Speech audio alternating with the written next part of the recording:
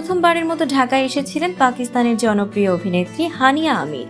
Sunsilk বাংলাদেশের আমন্ত্রণে এই সফরে এসে ভক্তদের সঙ্গে দেখা করেন, মতবিনিময় করেন এবং উপভোগ করেন ঢাকার আতিথেয়তা। ঢাকায় কাটানো সময়কে ভক্তদের সঙ্গে শেয়ার করতে ভোলেননি হানিয়া আমির।